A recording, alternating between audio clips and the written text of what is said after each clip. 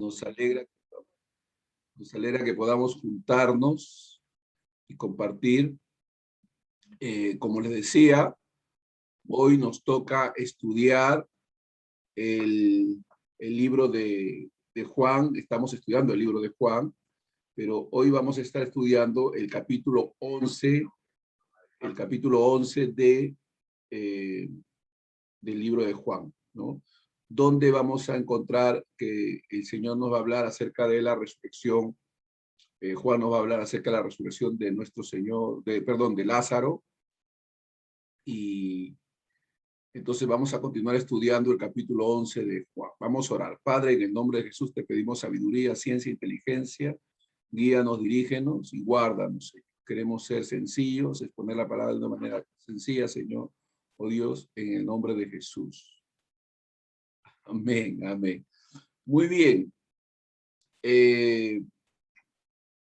La semana pasada el pastor Esteban recomendó que de manera previa pudiéramos leer el capítulo 11 de Juan para estar familiarizados con la historia y de ahí sacar la enseñanza que nos pueda bendecir y tener una mejor, un panorama para que hoy día domingo que lo vamos a estudiar tengamos ya una idea, ¿no?, de lo que se dice ahí. Entonces, en este evangelio, en esta historia, se nos va a narrar cómo Jesús levantó de los muertos a Lázaro en Betania. Y notamos que el capítulo comienza diciéndonos que Lázaro estaba enfermo y que vivía en Betania, la aldea de María y Marta, sus hermanas, ¿no? Ahora, todos sabían acerca de María, la que había ungido los pies de Jesús con nardo puro. Se dice ahí que ella fue la que hizo este acto para el Señor. Se dice que la fragancia de aquel perfume todavía llena el mundo, ¿no? Jesús dijo que lo que ella había hecho sería recordado donde quiera que fuera predicado el evangelio. Como quizás nosotros recordamos, en alguna de las visitas que nuestro Señor hizo en la casa de esta familia, también Marta se había afanado y se había turbado con muchas cosas para tratar de servir al Señor. Y Jesús le había dicho que se sentase a sus pies para aprender de él, que eso era mucho mejor, ¿no?, que el afanarse y turbarse con muchas tareas de servicio. Más o menos para ponernos en el panorama, ¿no?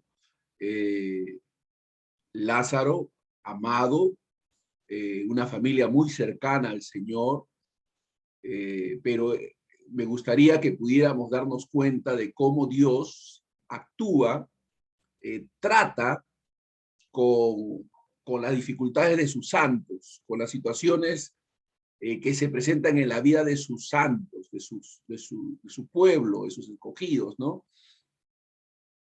Y cómo Él permite que las situaciones de la vida que se dan sean asimiladas por nosotros, suframos determinadas situaciones y circunstancias. Es parte de la vida que Dios nos permite experimentar, pero que Él tiene el control de todas las cosas. Y que, como dice el apóstol Pablo, sabemos que los que aman a Dios, todas las cosas les ayudan a bien. Hay algunas verdades claves que debemos tener presente en relación a las circunstancias, vivencias que como creyentes, hijos de Dios, seres humanos también experimentamos.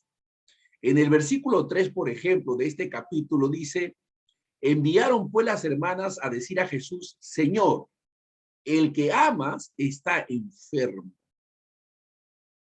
El que amas está enfermo. Estas hermanas, Marta y María, eran bastante humildes y aunque el pedido estaba implícito en esa declaración, no hubo un pedido explícito, ¿no?, de parte de ellas, ¿no? Eran humildes, sencillas. No presentaron ninguna demanda directa, ninguna actitud crítica ante esta situación que estaban experimentando ellas, ¿no? Recuérdense que María había sido una de las mujeres que había hecho este acto de derramar el perfume. En la casa de María, de Marta, el Señor se había una que otra vez alojado para compartir ahí, desde ahí la palabra. Marta le había servido, pero ninguno de estos actos que ellas pudieran haber llevado a cabo lo vieron como motivo de reclamo para el Señor, para que el Señor obrara de una manera en particular. Simplemente le contaron a Jesús su problema y dejaron que él decidiese lo que había que hacer, ¿no? Que él decidiese lo que había que hacer. A veces en la oración hemos escuchado a personas que prácticamente le exigen al Señor que sane al enfermo y que responda de una o determinada manera, ¿no? Pero cuando Él no hace las cosas así, nos solemos violentar, molestar, etcétera, ¿no? Pero ellas se nota en su expresión de decirle a sus siervos, vayan y díganle, el que amas está enfermo, una actitud de sumisión, de sometimiento, ¿no? De reconocimiento al señorío y a la autoridad soberana de parte de Cristo, ¿no? Le dijeron, he aquí el que amas está enfermo. Ahora, hay que observar aquí algo bien, bien importante. Ellas sabían que Jesús amaba a Lázaro. Ahora, esto indica que ellas mismas también se sabían amadas por Jesús. Esto es importante, que podamos nosotros reconocer ser amados por el Señor, por nuestro Salvador, que el Señor nos ama. El apóstol Pablo habla con mucha seguridad del amor de Dios, del amor que Dios le tiene a él en Cristo. El apóstol Juan se considera amado del Señor. Él dice, aquel a quien Jesús amaba. El apóstol Pedro declaró que Jesús le amaba. Esto nos muestra de que aun cuando Lázaro estaba enfermo, estaba pasando un momento de dificultad en cuanto a la enfermedad, y sus hermanas, de manera natural, preocupadas por la salud de su hermano, aun cuando esta era la circunstancia que ellos estaban viviendo, se sabían amados por el Señor. O sea, el cuestionamiento no es, porque ese es el cuestionamiento común, ¿no? De la gente, ¿no? Si Dios me ama, ¿por qué permite que esto me pase? Generalmente ese es nuestro cuestionamiento, ¿no? O sea, y según esta historia, es evidente que la relación de Jesús para con esta familia era una relación de amor. No obstante, aunque Jesús les amaba, no los eximió de experimentar y vivir situaciones difíciles. Este es un principio fundamental que nos puede ayudar a nosotros a asimilar las adversidades que tengamos que atravesar en la vida.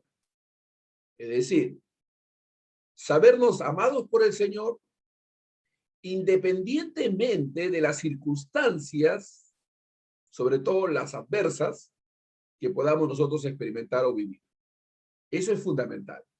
O sea, que en el caso de Lázaro, estaba enfermo, pero las hermanas de Lázaro reconocen y admiten que Jesús lo ama, que Jesús lo ama. O sea, no hay ningún cuestionamiento al amor de Jesús. Ellos no sienten que hay una contradicción entre la experiencia de dolor, de enfermedad que está sufriendo Lázaro y el amor fiel de Jesús para con él. Creo que esto de por sí ya se convierte en una gran lección para nosotros, ¿no? En una gran lección para nosotros. Porque usualmente yo recuerdo cuando era pierdo en la fe, que en algún momento, en varios momentos de mi vida, ponía en cuestionamiento el amor de Dios, debido a las circunstancias de adversidad que a veces atravesaba, ¿no? Y entonces yo me preguntaba, ¿no? Porque no tenía este entendimiento, porque no había meditado, por ejemplo, en esta experiencia bíblica, ¿no? De que el amor de Dios es permanente, de que tribulación, angustia, persecución, hambre, desnudez o espada o muerte, ninguna de estas adversidades que pudiéramos experimentar significaba que Dios no me amaba. Porque, como dice el apóstol Pablo en Romanos 8, nada me podrá separar del amor de Dios que es en Cristo Jesús.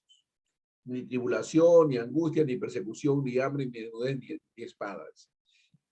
O sea, esto es básico, es una verdad fundamental para nosotros porque al nosotros cuestionar el amor de Dios, estamos como culpando a Dios de lo que nos está pasando, como diciendo, pero ¿por qué tú consientes o permitas que esto, si tú me amas? Es la pregunta que a veces si tú me amas, ¿no? Pero ya estamos entendiendo de que aunque Jesús amaba a Marta, a María, amaba a Lázaro, no obstante, no los eximió de experimentar tristeza, dolor, enfermedad y, como vamos a ver, hasta la muerte, ¿no? Entonces, eso es básico, una verdad fundamental que nos va a dar consuelo, que nos va a dar consuelo. Dice, Jesús al oírlo dijo, esta enfermedad no es para muerte. Qué interesante declaración de parte de nuestro Señor Jesucristo, ¿ah? Piensen en eso. ¿Pero murió Lázaro o no murió? Sí murió. Pero Jesús había dicho que no era para muerte. Entonces, definitivamente Jesús estaba hablando de una muerte distinta a la que experimentó Lázaro en ese momento, ¿no? O sea, la muerte física no significaba la muerte a la que Jesús se refería, la separación entre Dios y el hombre, la muerte eterna, ¿no? Que es un lenguaje profundo y espiritual, ¿no? Profundo y espiritual. Ahora, nosotros lo entendemos porque ahora vemos el contexto, conocemos todo el contexto. En el caso de ellos, posiblemente al desconocer toda la historia posterior, de repente pudieran decir, pero ¿cómo? Tú hablas de que no va a morir y murió.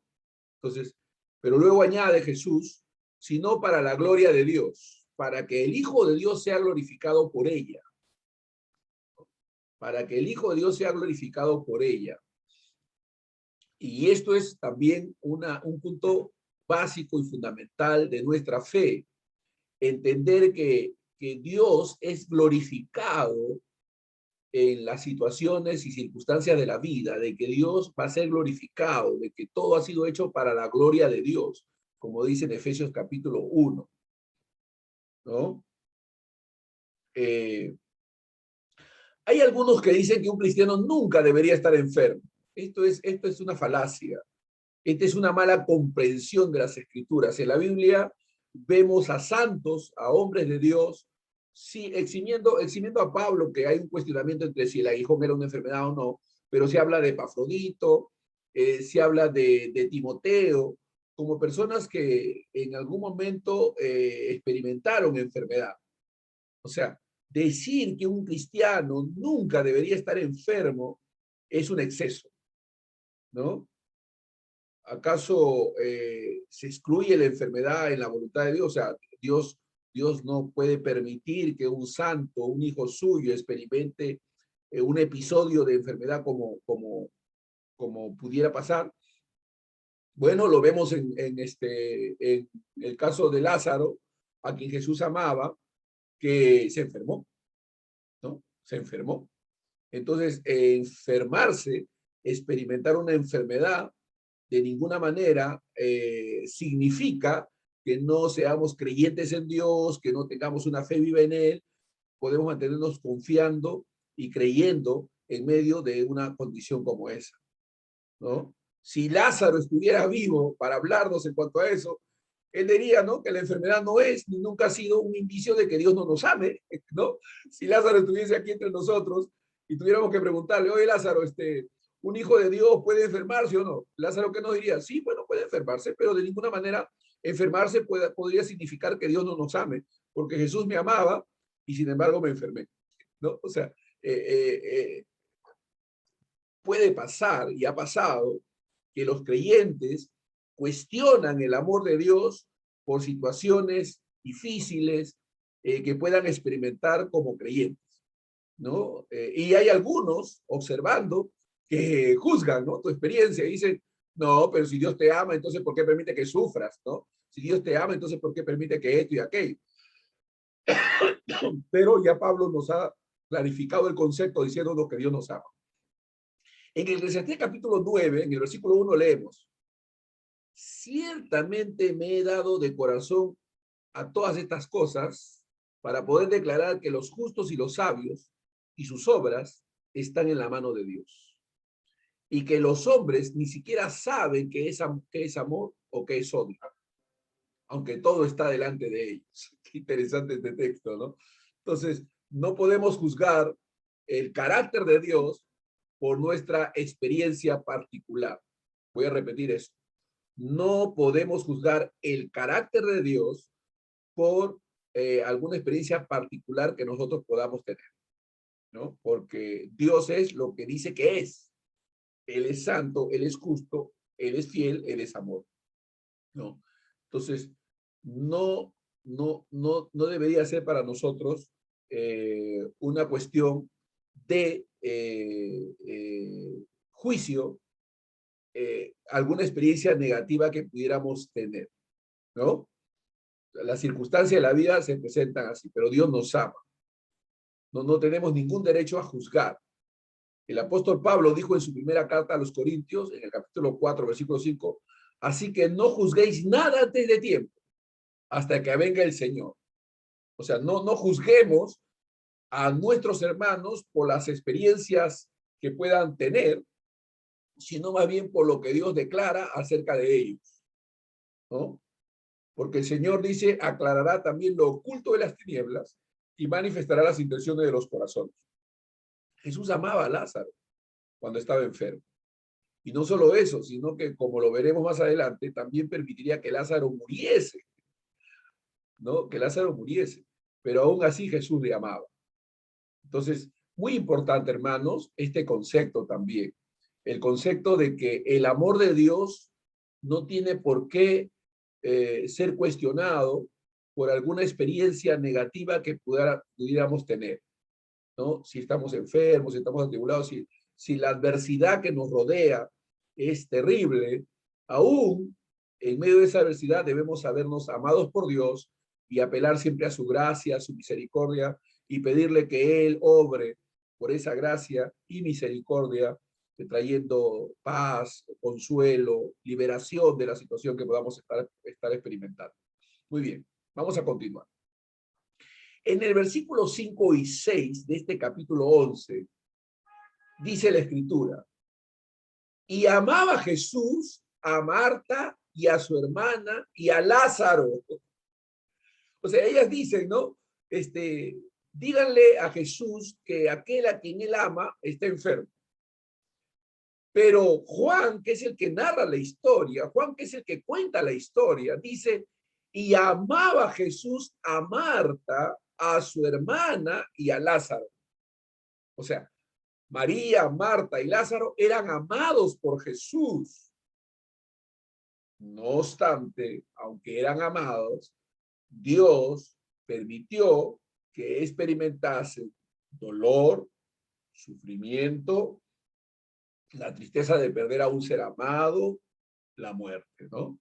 Entonces, repito, no hay razón para cuestionar, poner en cuestionamiento el amor de Dios por las experiencias dolorosas o negativas que pudiéramos tener como seres humanos, porque las tenemos, las tenemos.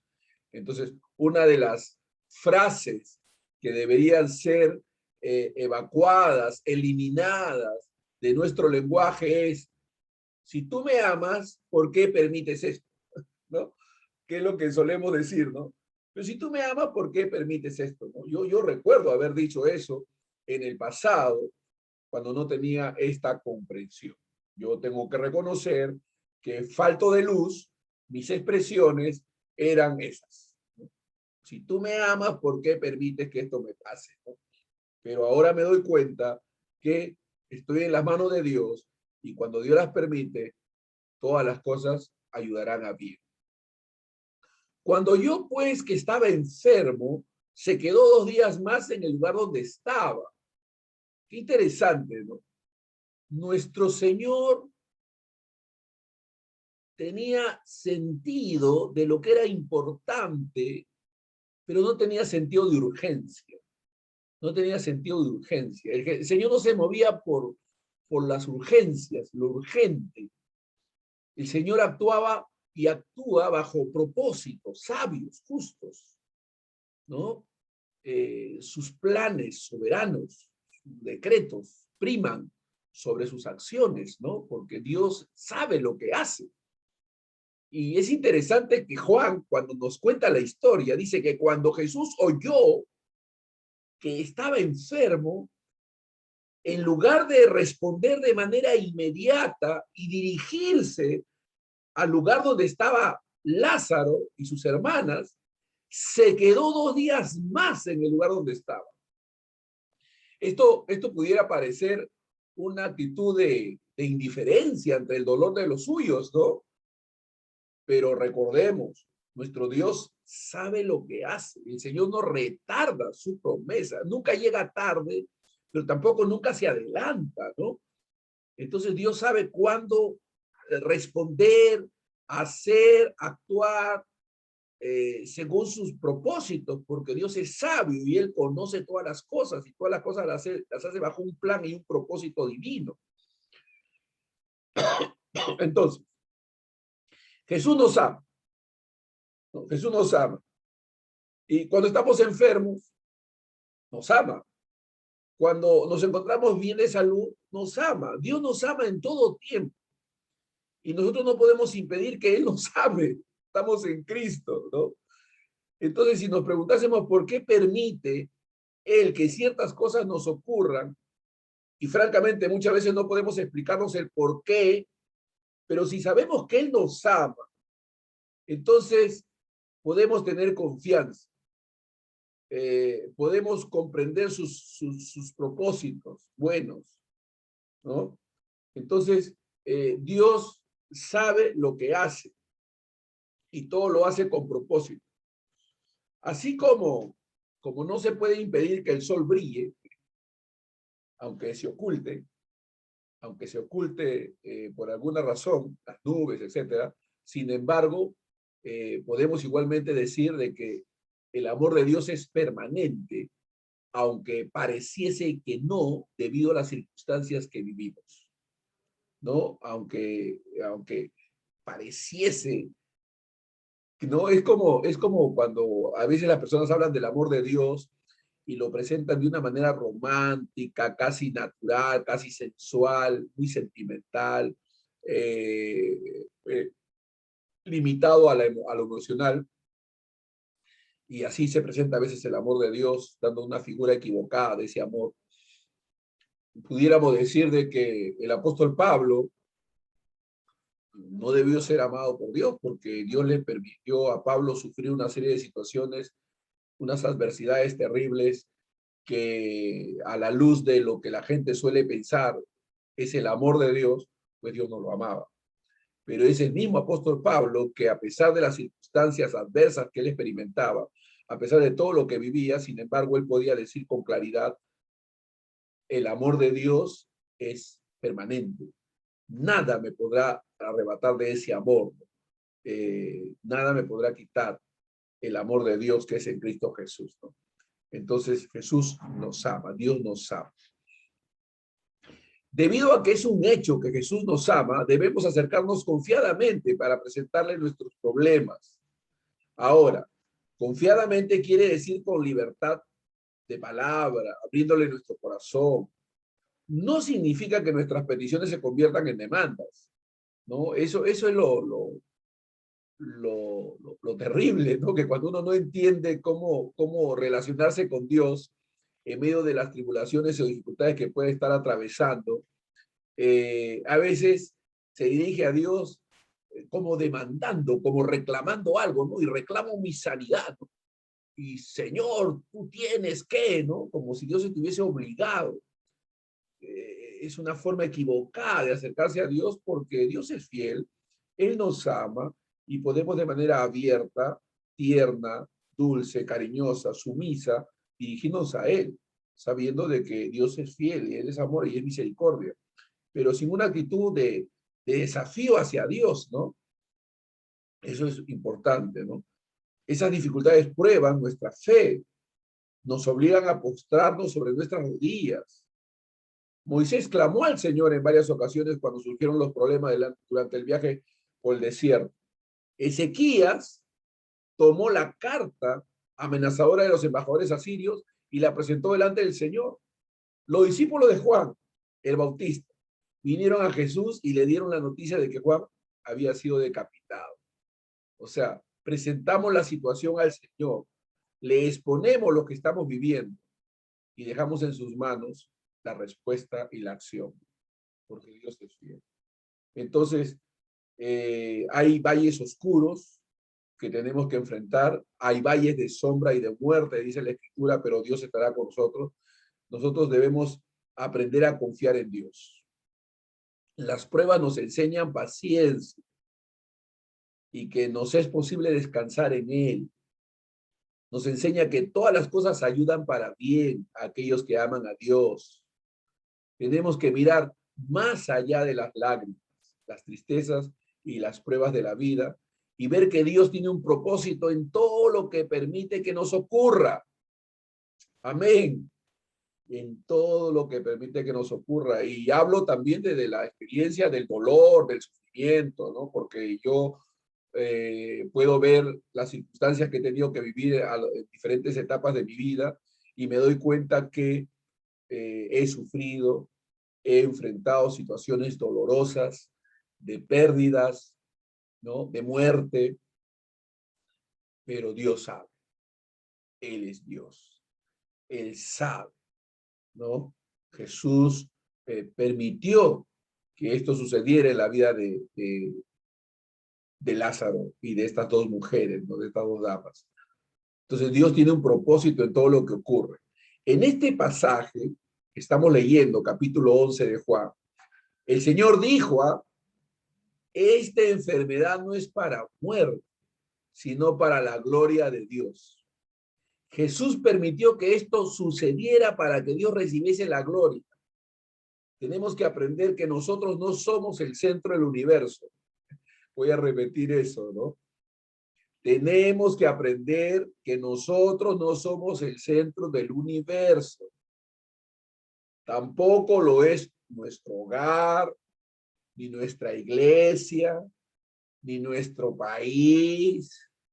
El centro de dirección de todo está en el cielo y todo ocurre para su gloria. Nada ocurrirá en nuestra vida sin el previo conocimiento y permiso de Dios. Y si Él permite que ocurra algo, será para su gloria y para nuestro bien. Eso significará de que no debemos orar, no debemos pedir, no, debemos orar, debemos pedir, debemos confiar en Dios, debemos pedirle de acuerdo a la luz y el entendimiento que tenemos, debemos acercarnos a Dios y pedirle, definitivamente. Y parte de los propósitos de Dios cumpliéndose tienen que ver con la oración petitoria, ¿no? Con la oración de su pueblo. Pedimos de acuerdo a su voluntad, Él nos oye y Él hace como Él quiere. Ahora, tenemos que destacar que el Señor amaba a Marta, ¿no? A veces nosotros usamos a Marta como una figura peyorativa, la criticamos por su acción de estar afanada, ¿no?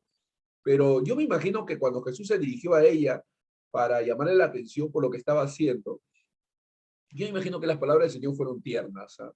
fueron dulces. No fue una actitud crítica ante lo que ella estaba haciendo, sino más bien de, oh Marta, Marta, afanada estás. Martita, no juzgo lo que estás haciendo, pero hay algo mucho mejor y más importante, ¿no? Pienso que el Señor le debe haber hablado con mucha ternura, con mucha dulzura.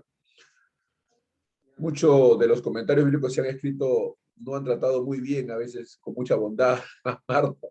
Es verdad que ella se afanó y agobió con mucho servicio y que en una ocasión ella no escogió la buena parte a los pies de Jesús, pero eso no impidió que nuestro Señor la amara, la amara. O sea, qué interesante, ¿no? Que aunque Marta no fue, digamos, muy asertiva en discernir entre lo que era lo mejor y entre lo mejor y lo bueno, pero sin embargo era amada por Jesús, era amada por Jesús.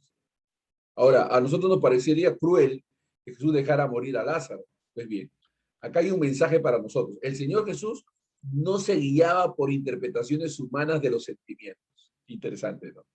O sea, que pudiéramos decir, pero total, ¿no es que Jesús amaba a Marta y a María?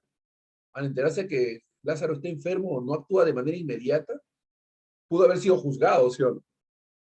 Sus acciones pudieron ser malinterpretadas. Sin embargo, Jesús no se guiaba por esas interpretaciones humanas, sino que estaba sujeto a la voluntad del Padre. Él quería hacer exactamente lo que Dios el Padre quería.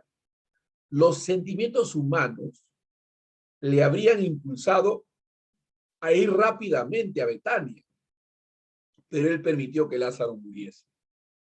Ahora, si Lázaro muere en ese lapso de tiempo, la angustia, el dolor, el sufrimiento de sus hermanas debe haber sido muy profundo y muy terrible, ¿no? Pero Jesús así lo permitió. A veces, Él permite que nuestros seres queridos mueran. A veces Él permite que nuestros seres queridos mueran. Tenemos que reconocer que tiene un motivo y que su manera de actuar es perfecta. Él sabe por qué, ¿no? En ese sentido no podemos presentar dudas, ¿no? O sea, del amor de Dios o cuestionar su sabiduría. Él sabe.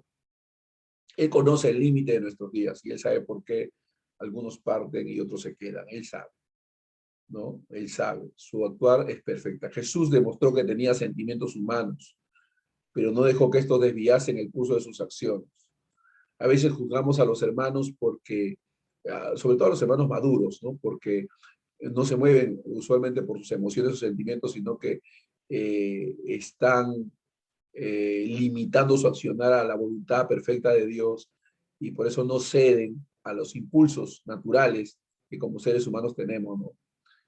Jesús demostró que tenía sentimientos humanos, pero no dejó que estos desviasen el curso de sus acciones. Él está motivado por su amor, por un amor que procura el bien del individuo y la gloria de Dios. Por un amor que procura el bien del individuo y la gloria de Dios. Ahora, cuando leemos los versículos 7 y 8 del capítulo 11 de San Juan, encontramos algunas cosas también sumamente importantes.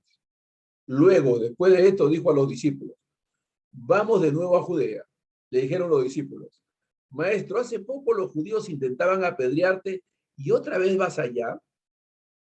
Miren, no pierda de vista esta palabra. Otra vez, otra vez.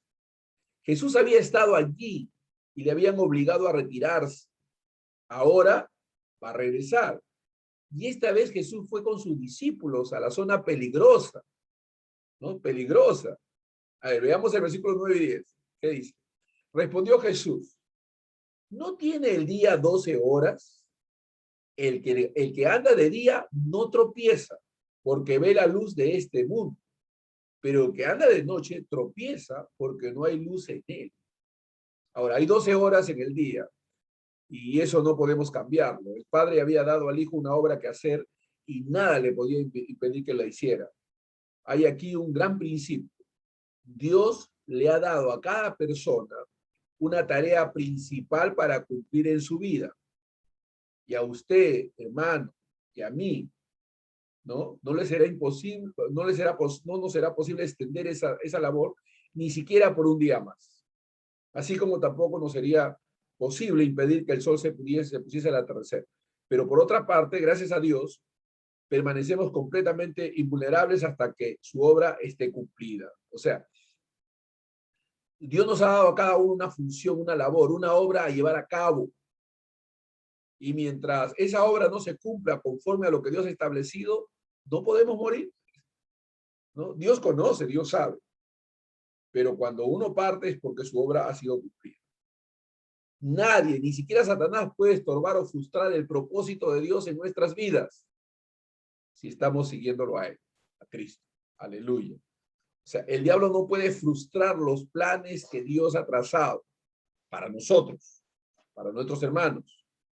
Los propósitos tienen que cumplirse, ¿no? Entonces, claro, hay un peligro en no seguir al Señor, ¿no?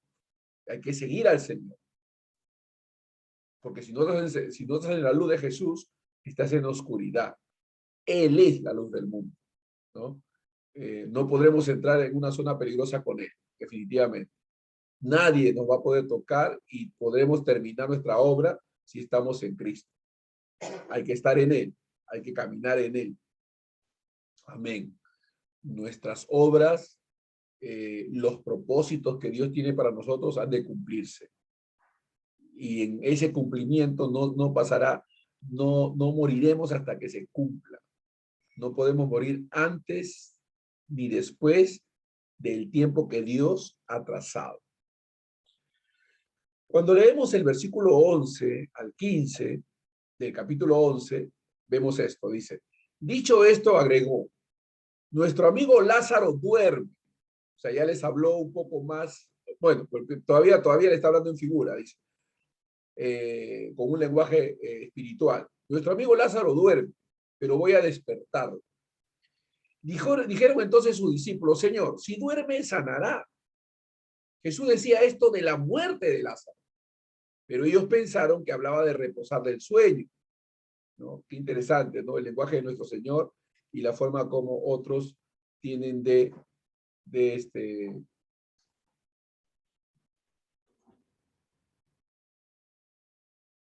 ¿no? Interesante, ¿no? Como ellos eh, no comprendieron lo que Jesús quiso decir cuando dijo Lázaro duerme. Y muchos hoy en día tampoco lo entienden y por tanto hablan en cuanto al sueño del alma, pero el sueño es para el cuerpo y nunca para el alma. Y esto es verdad en cuanto al sueño físico en esta vida y también en cuanto al sueño de la muerte. La muerte significa separación. El cuerpo del creyente reposa en la tumba, pero el espíritu va a estar con el Señor, con el Señor. Eso es muy importante. Para el creyente, como dijo el apóstol Pablo en su segunda carta a los Corintios, capítulo 5, versículo 8, dice, estar ausente del cuerpo es estar presente al Señor. ¿Está presente eso? Estar ausente del cuerpo es estar presente al Señor. La Biblia dice, hasta que la muerte los separe. Hasta que la muerte los separe. Hay una separación cuando se da la muerte. Bueno, lo dice en relación al matrimonio, pero también hay una separación del cuerpo y del alma, hasta que la muerte los separe. Ahí termina toda, hay una separación. Él tiene ya su cuerpo glorificado, Jesús ya tiene su cuerpo. El creyente al morir va inmediatamente para estar con el Señor, pero su cuerpo duerme hasta el día de la resurrección, cuando el cuerpo será resucitado, dice la palabra de Dios. Así que la muerte para el creyente es solo un sueño para el cuerpo. La muerte para el creyente es solo un sueño para el cuerpo, ¿no?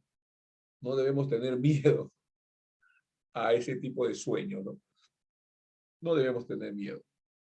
El sueño es un descanso de las tareas. Ese descanso que sirve para la renovación y la preparación para el nuevo día que viene. Y no hay nada que sea tan bello como la palabra sueño. Cuando es usada para describir la muerte de un creyente, es una palabra, está bien usada, ¿no? El sueño. El cuerpo se pone a dormir para ser despertado por nuestro Señor.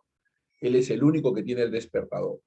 Él es el único que puede levantar a los muertos. Y algún día Él vendrá y nos despertará de nuestros cuerpos, estos cuerpos físicos, ¿no? serán despertados. Los muertos en Cristo resucitarán primero. Así que la muerte es una realidad, una terrible realidad para el cuerpo, ¿no? Alguien ha dicho que lo más seguro en la vida es la muerte, ¿no? Todos vamos a morir, a menos que Cristo venga y nos lleve y nos dé cuerpos glorificados, ¿no? Pero mientras estemos en el mundo, la Biblia dice que está establecido que el hombre muera una sola vez y después el juicio. Así que hay una resurrección también, y esta la resurrección es una realidad. Así como Cristo vive, nosotros también viviremos. Aleluya, ¿no? Entonces hay una promesa de vida, de resurrección. Recordar que la resurrección es una realidad.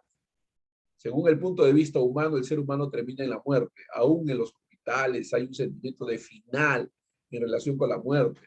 Los médicos trabajan hasta más no poder con un paciente, pero cuando muere tienen que interrumpir sus esfuerzos. La muerte llega y no hay nada más que hacer.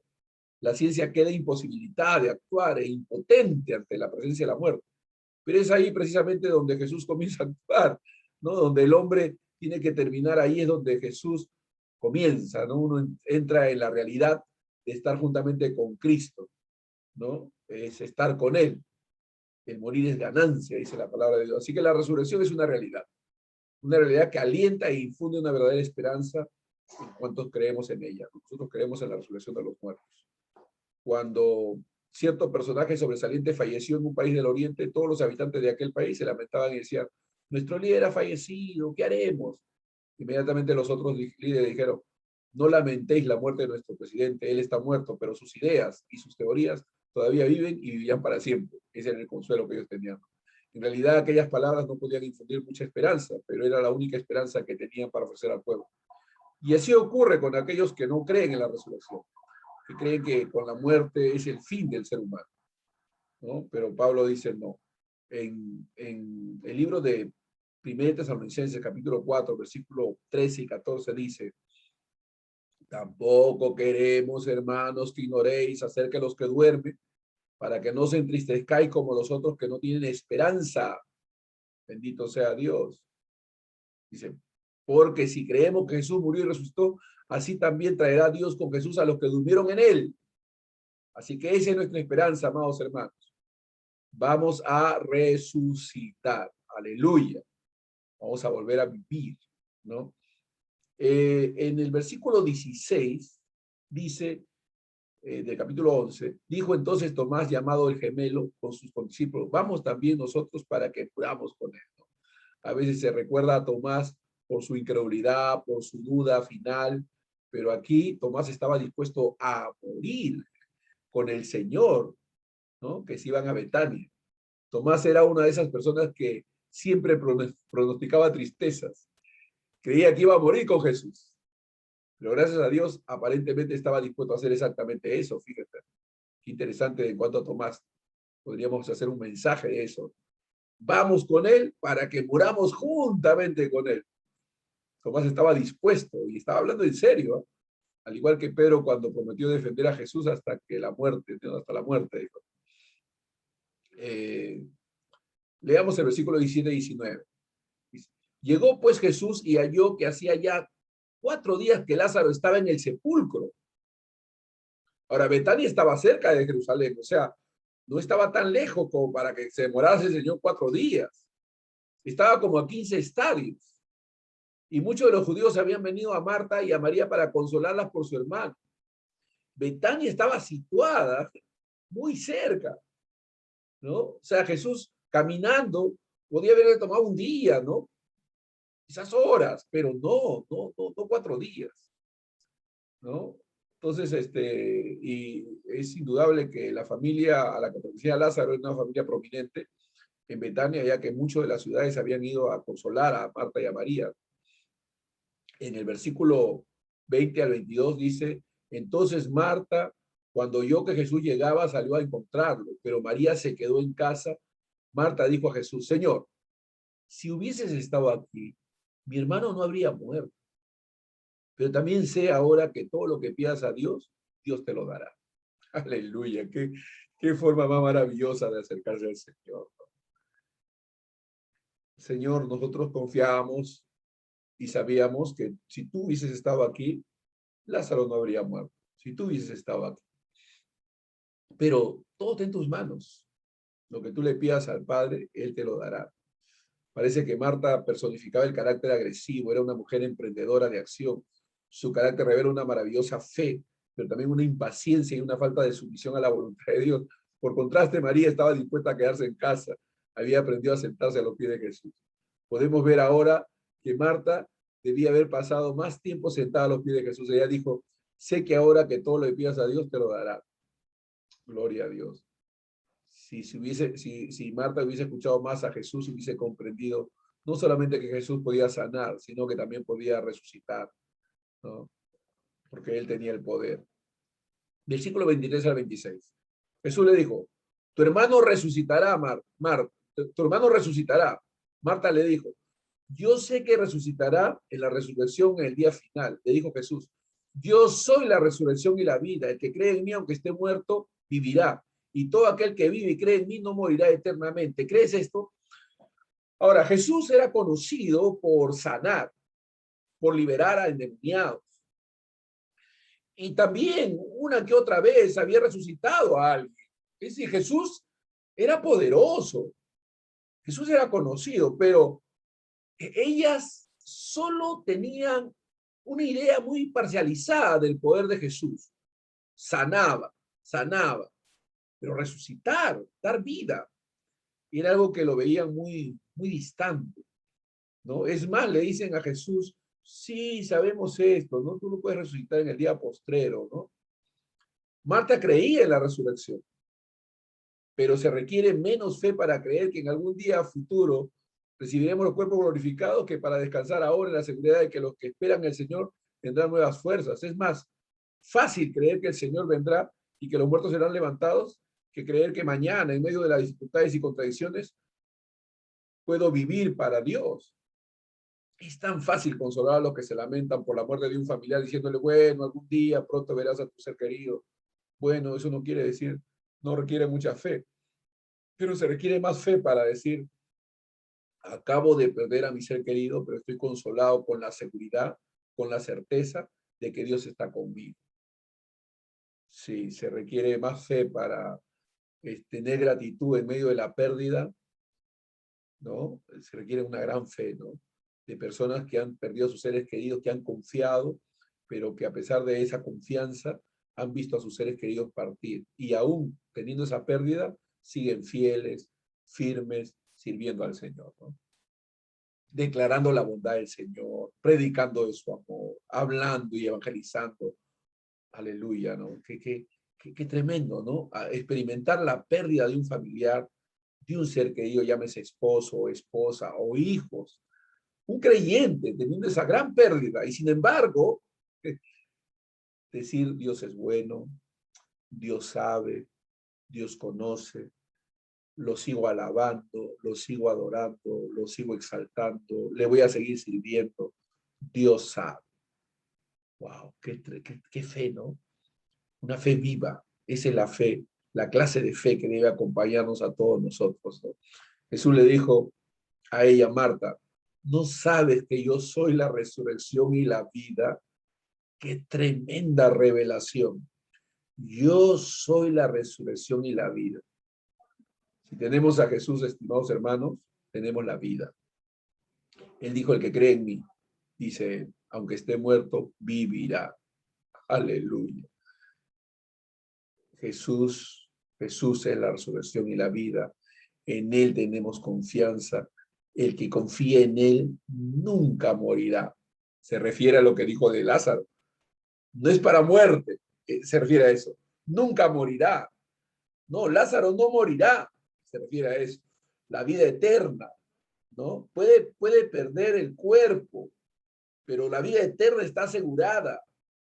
Nuestros hermanos que han muerto en Cristo están gozando de la presencia de Dios. Nuestros hermanos que fueron, y no por sus obras, sino por su fe viva en Jesús como Salvador. Ellos están en una posición gloriosa en este momento. Nuestros hermanos, aleluya, que han partido por una u otra circunstancia, enfermedad,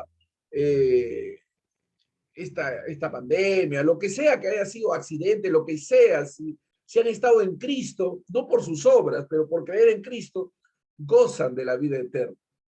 Aleluya, ¿no? La muerte segunda ya no operará en ellos. Bendito sea Dios, ¿no? Maravilloso, hermano. El que cree en Cristo Jesús no morirá eternamente. Separados de Él, nada podemos hacer. En el versículo 27, le dijo, sí, Señor, yo he creído que tú eres el Cristo, el Hijo de Dios, que has venido al mundo. Marta expresó la misma confesión que dijo Pedro. Ella comprendió que Jesús era el Mesías. Alabado sea Dios, qué tremenda declaración, ¿no? Y esa es la declaración tuya y mía, hermano. Jesús es el Cristo, el Hijo de Dios. Aleluya, el que cree en Él, aunque esté muerto, vivirá, ¿no? Yo he escuchado hermanos que fueron infectados con este virus, este corona, infectados, que se entregaron a la muerte. Se entregaron a la muerte. Acá estoy. No sé si viviré, no sé, pero acá estoy, dispuesto a encontrarse con su Señor. Uno de ellos me dijo decepcionado, Otoniel, yo ya quería morir, me dice Otoniel, yo ya me veía en la presencia del Señor y estaba feliz, pues.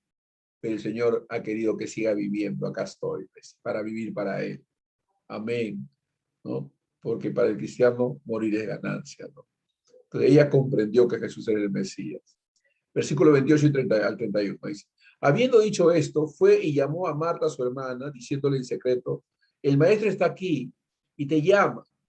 Ella, cuando lo oyó, se levantó de prisa y fue a él. Jesús todavía no había entrado en la aldea, sino que estaba en el lugar donde Marta lo había encontrado.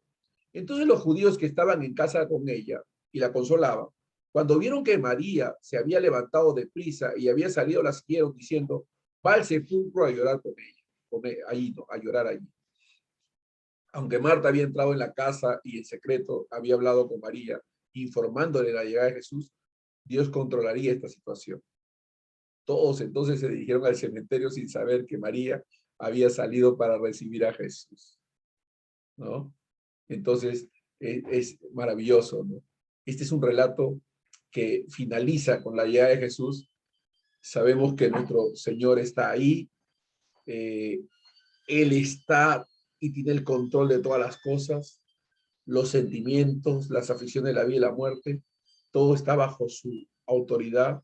Si somos creyentes en Cristo, podemos recibir ánimo, consuelo, fortaleza, podemos ser reforzados en nuestra esperanza con la certeza de la resurrección, porque Lázaro resucita en la lección posterior, porque vamos a tener una segunda lección de lo que continúa la historia.